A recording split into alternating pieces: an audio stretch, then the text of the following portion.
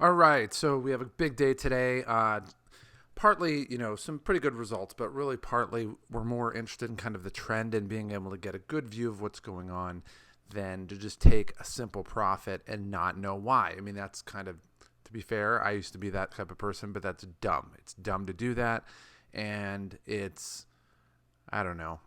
We have the phrase, clearing out the suckers. Those are the suckers. So if you're one of those people, understand I was too. So it's not a big deal, but you just need to make sure that you don't stay in that spot.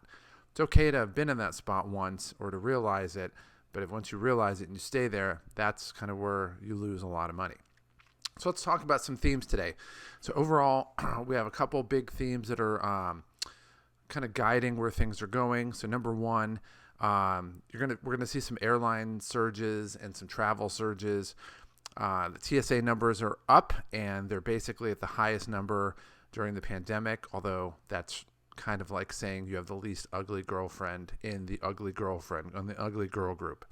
So it's not like they're massive numbers, but they're trending in the right direction.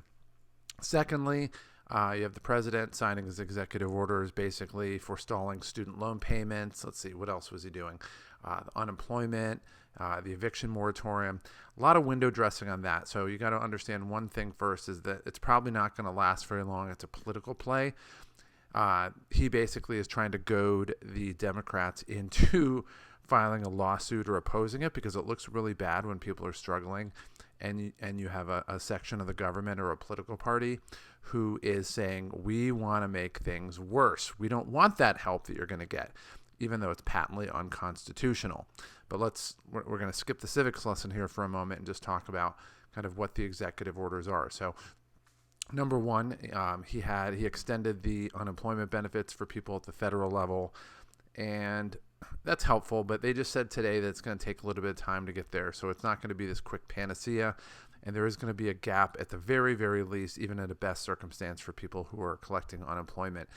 As far as forestalling student loan payments, well, those are federal payments, so you can do that right away, and that's going to help people, especially younger people that have student loan payments.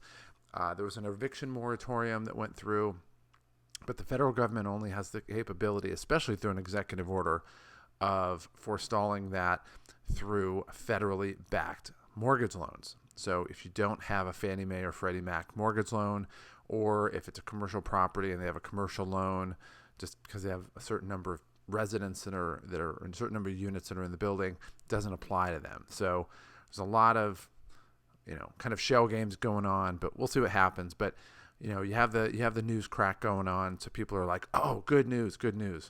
So that works into that. Airline numbers are up.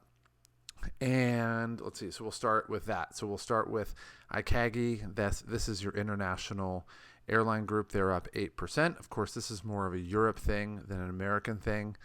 So with that being said, it's nice to see that going up, at least as far as, kind of where Europe is going, because I think that's going to portend, that's not really a word. It's going to portend what happens in the travel area. All right, so we'll take care of that, and then we're going to look at some other travel ones. Royal Caribbean is up 10%. Norwegian is up 8%. Let's see, American is up 7.5%.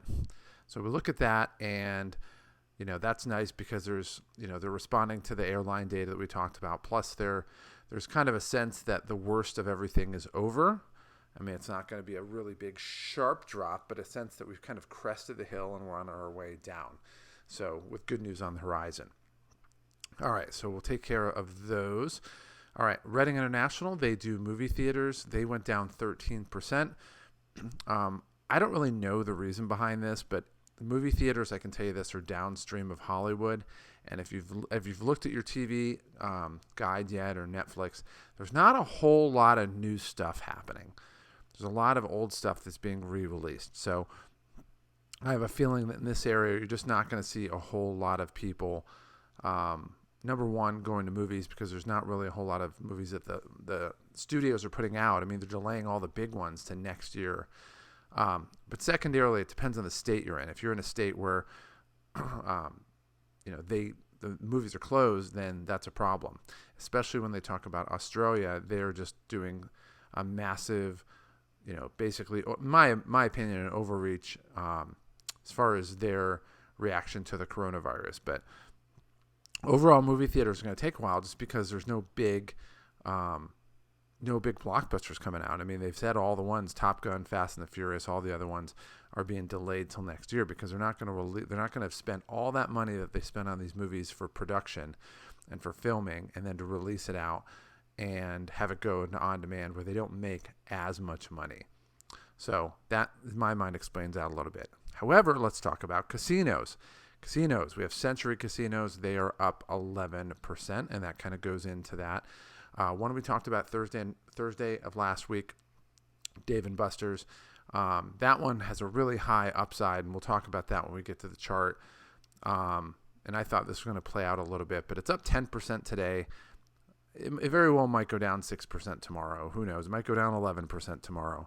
It might go up 4%. Who knows? But this one's going to be a longer play no matter what you do. Hence the 83% hold. I don't think there's going to be a ton of movement on this one.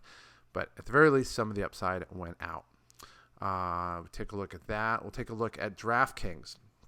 So the news out today, this is down 7.25%. The reason for the drop, I can tell you for a fact, is that the Mid-America Conference, the MAC, has announced they're not going to be playing college football. And believe it or not, there's a ton of money wagered on that. But there's a rumor out there that the Big Ten wants to cancel the presidents of not the athletic directors, not the coaches, not the teams, not even the conference, but the Big Ten presidents want to cancel the season. And I'm guessing it's basically because they're scared of lawsuits. And they're basically right now, they've been trying to get the SEC, the Pac-10, the ACC, and the Big 12. Those are kind of the main Power 5 conferences, all to agree to cancel their season and delay it into the spring. Well, first of all, it's not going to happen because the SEC is not canceling their season. The ACC is culturally more aligned with the SEC than it is the Big 10, especially with the travel and where the schools are. So they're not going to cancel. And I went to Miami, and there's no whiff at all that they're canceling the season whatsoever. So that's 2 conferences down. That leaves the Big 12, which is basically in Texas and in Oklahoma. And if you want to tell that part of the world that you're canceling their football season, oh, no. And I think part of it is in that area. They know, especially the SEC too, if you cancel the season, you're launching the president's Twitter account, and they're not going to touch that. So that leaves the Big Ten. So the question is, it's 1 o'clock right now, a little after 1 o'clock Pacific time. It's 6 o'clock Eastern time, which is about, 2 hours roughly. There's been rumors that said that the Big Ten is either meeting, the presidents are meeting, or they're holding a press conference. I'm not sure which one it is. There's contradictory news stories that are going out. But if they cancel their season, then the reason that's relevant is because DraftKings is going to lose not a ton. They're going to lose some money on betting. But the thing is, it's a zero-sum game in college football. So they're just going to, if you want to, instead of betting on Ohio State Northwestern, you're just going to bet on Georgia and LSU. So there's going to be more money. It's going to be the same amount of money going in either way. So I think this is a little bit of a short-term hit. I think we're going to gain it back. But the real fear on it is if they lose the entire college football season. I don't think it's going to happen. I think that the conference, the presidents, and all the people in the other conferences aren't really going to go up with it. And so this is how you'll know. If it comes out today that the Big Ten says they're canceling their season, what they're not saying, and it's always important not so much to listen to what they're saying, but what they're not saying. What you don't hear is that the other conferences are canceling as well, because the Big Ten didn't want to go out on its own. They don't want to go on its own and cancel the season and be a pariah. They wanted everybody to cancel so that they don't look bad, so they have cover. So if they go out and they cancel the season, it means those 4 other conferences are committed to play. So something to look forward to. All right, AVCT, this is our big stock gainer. Recently, it went down 16%. I think it's just some profit taking. I wouldn't really worry too much about it. It's up a little bit after hours. Partly it's, I mean, beyond that, I think that's just it. You can't go up this much. If we take a look at how much it gained right here and don't think there's going to be people taking profit. Like, you obviously want to try to sell it here, but some people are slow on the uptake, and so we'll see that. So overall, massive gain, took a little bit of a loss, but still we're doing really well. We'll take a look at it on our chart coming up. PVAC, you're going to see that's our top producer. This is our oil and gas company. It's up 18% today. I think part of it's just on airline trends, and we talked about earlier about traffic and people seeing the worst of the pandemic being over. And it depends on how fast we rise, but that's kind of a good sense on where we're at with that. And then Signet Jewelers, again, up 11% as well. Same type of thing. So this is a consumer confidence stock right here. All right. So with that being said, let's take a look at our chart. We will do we'll do holdings in a minute. All right. So let's take a look here. So Dave & Buster's was up here. It dropped a little bit down to it was like 3.7 before. Now it's 3.08. Still pretty good. Norwegian Cruise Line still 3.2, but overall I'm just happy with it. I mean, if I bought anything, it might be Texas Hospitality, just because it's tied to the oil, and I think we've seen where that is going. Beyond that, we have a cruise line. We have Dave & Buster's, which is still a decent one. We have Cinemark, which is a movie theater chain. I think it's going to be a little bit of a longer play. Carnival Cruises, and then Service Corporation. And this one's a good stock, but there's no reason to move at this point. So with that being said, we'll take a look at our holdings. And AVCT, despite the drop today, is still at 140%. Crestwood Equity is 194%. PVAC is at 237%. In other words, we were in between tripling and quadrupling our return on that. Let's see. Redwood Trust, a REIT, is up 150%. Signet Jewelers is up 100%. And we're in the black with pretty much everything. XAN's coming back. And I think where there's consumer confidence, you're going to see this one rebound pretty well. PBF is an oil stock. This one's about to go black, which is good. IVR takes some time. It's a REIT. Those always take a little bit more time. And then DraftKings, I'm not worried about it. They're just concerned about what the fall sports landscape is going to be like. So with that being said, we're up 42% on our active holdings from when we bought them. We've gained about $2,600 today.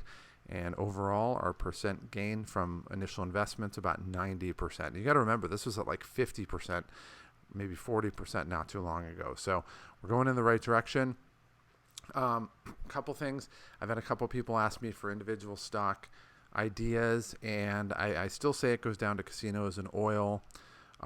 Individual stocks, I think DraftKings is it's a unique stock in the niche that we have here.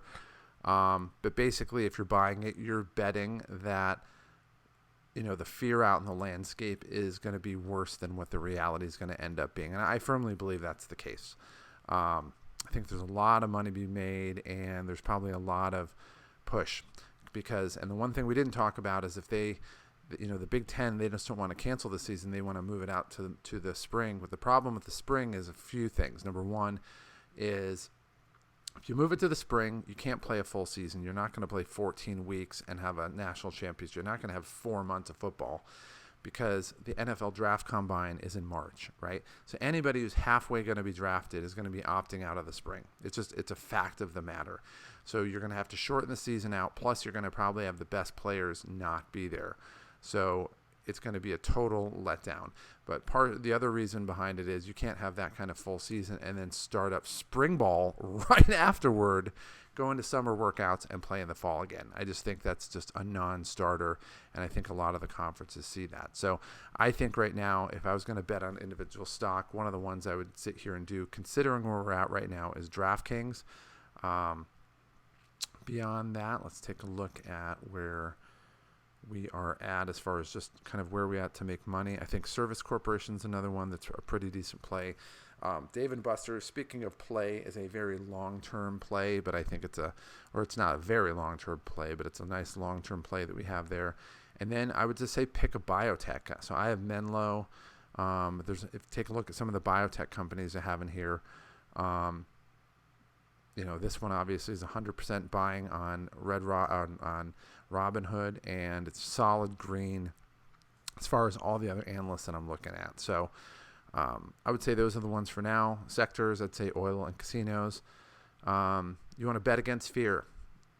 You know, it's as simple as this: is be greedy when people are fearful, and people are fearful when people are greedy. So if you want to be greedy and figure out where you're going to make more money, look where people's fear is displaced the most, and where there is unfound negativity or questioning.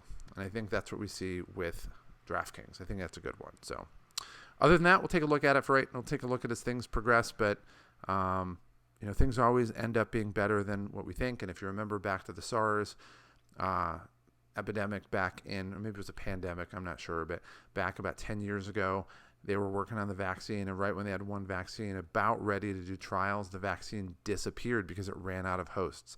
The important thing you got to understand about a vaccine is this, is that it's not in its, it doesn't help it to go to a ton of, to find a ton of people to infect quickly because the virus goes away, right? So the more people, when you see the case numbers go up, it just means the vaccine is running out of people to infect. And when that happens, the virus is going to go away faster than others. I personally think it's going to surprise the news media, because they're going to have this steep drop in cases at some point. I don't know how soon this is going to be, and they're not going to know why it is. They're going to think it's just testing or something, but the virus is going to run out of people to infect. And if it's infecting all the young people now, and you have all the old people locked up, it's going to run out of room. Stay optimistic, find a good stock, pick your battle, get your cost basis low, and let's make some money together. With that being said, I will see you tomorrow. To get more information on the sales cheat code, go ahead and click on the subscribe button below. Also, down below in the video description, you know, down there, there's a link that takes you to our website that gives you additional content, some additional freebies that we have, and gives you information on some programs that we have that have been proven to help people to make sales easy so that you can make the kind of money you want, live the lifestyle that you've always wanted, and not have to struggle in the process. And what might be the coolest thing of all is you don't have to put much effort into it. It truly is a cheat code that most people don't know about. And it's a cheat code that can change your life today. So click on the link below and let me help you start to experience these results starting right now.